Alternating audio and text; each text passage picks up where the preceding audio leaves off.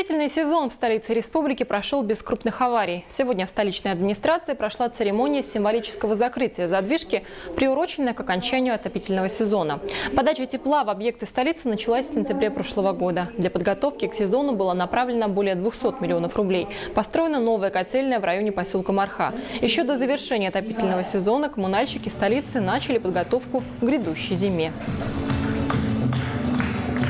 И сейчас работы уже планово начались.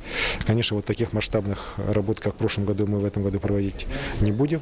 Но вместе с тем и в Мархе, и в других наших местах будут плановые работы проводиться. Ну и сейчас мы готовимся совместно с правительством к внедрению по городу Якутску энергосервисного контракта по модернизации порядка 20 с лишним котельных МУП «Теплоэнергия», которая, я считаю, что вообще на многие десятилетия решит проблему вообще стабильного теплоснабжения в целом наших отдаленных районов города.